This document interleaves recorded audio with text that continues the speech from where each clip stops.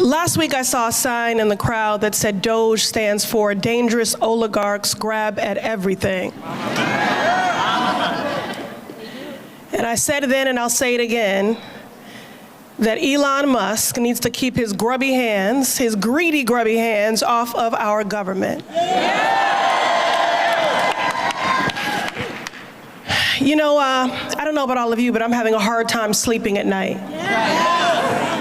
My daughter is 16 years old and looking at colleges, and I'm so worried about the world that she's living in now and the world that she will inherit. Yeah. And I asked myself, you know, how do we get here? How were working men and women convinced to believe that a failed businessman who was godless and lawless could lead them anywhere? That's right. Because he lied. Because he's a liar and a crook. But you know, he's been given a lot of oxygen. I want to give you all some. You're all here when you could have been anywhere else because you give a damn. You give a damn about this country. You give a damn about our democracy. You give a damn about your neighbors. You are the true patriots.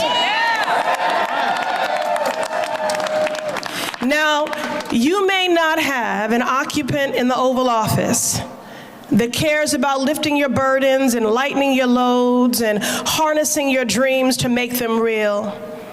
But know that the Democrats that stand behind me, they have got your back.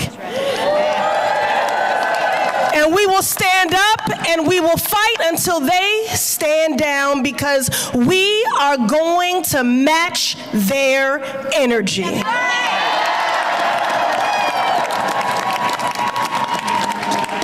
Elon Musk and your muskrats. Elon Musk, I mean Donald Trump, same thing at this point, right? Who really is the president, Donald? Donald Trump ran on a promise to bring down costs for everyday people, didn't have a plan for it, but said he would. Well, Donald, how's that going? I'll ask you all, how's it going? Are your eggs cheaper?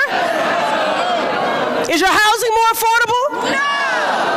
Tell me how letting Elon put his paws in the cookie jar is helping a single person who calls this country home. Yeah. Families are struggling, the rent is too damn high, the cost of groceries is too damn high, the big banks and giant corporations are all too eager to nickel and dime hardworking people. And you know what has been a saving grace for families trying to hold on to a buck? This small but mighty government agency, the Consumer Financial Protection Bureau. Now look, those of you watching, you may have never heard of them. You know, isn't it just the truth that you don't know how much you benefit from your government or your democracy until someone comes through with a wrecking ball and creates a constitutional crisis with an unprecedented power grab? You've never heard of them, but trust me, they've been working hard for you, the people, for over a decade. They are the same agency that got banks to cap overdraft fees. They take on scammers that are after our elders' money. They stop the medical debt from dinging your credit report. They go after banks that practice lending discrimination. This is what we're going to dismantle? What in the hell kind of government efficiency is that? No justice for scammed elders? Look, let me tell you something. I'll take a bit of umbrage here. I'll speak on behalf of my colleagues. I think I can say we are all willing to work with anyone who's serious about doing the work of censoring the American people and advancing progress. That's right. But they are not serious. This is not about government efficiency. What kind of efficiency makes people hungrier, poorer, and less safe? The CFPB are watchdogs fighting for the people, so no wonder Elon and Donald want to gut it.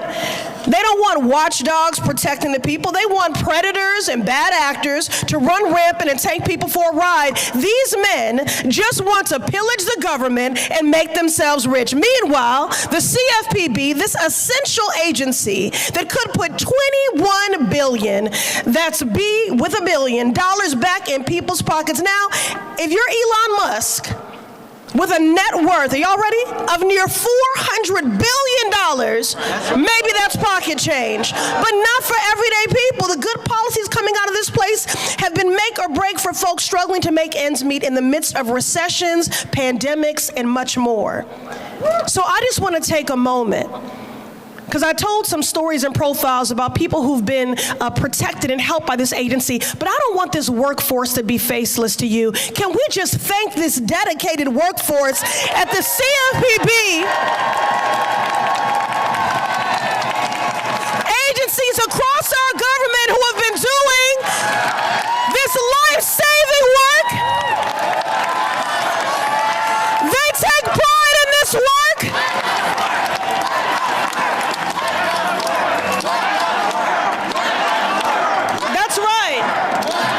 That's right.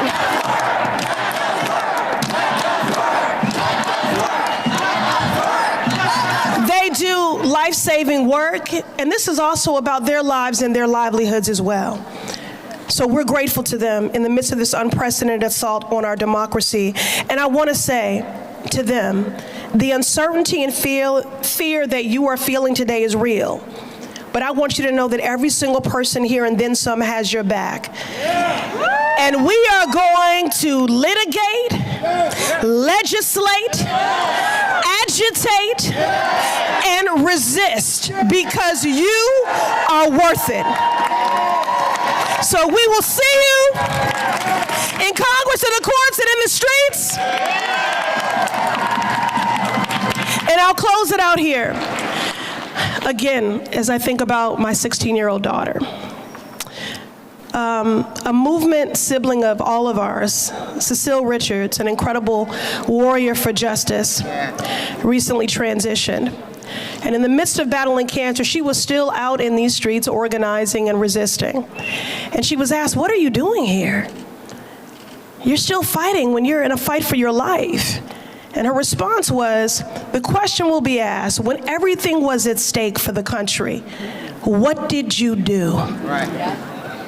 And the only acceptable answer will be, everything that I could. Thank you all.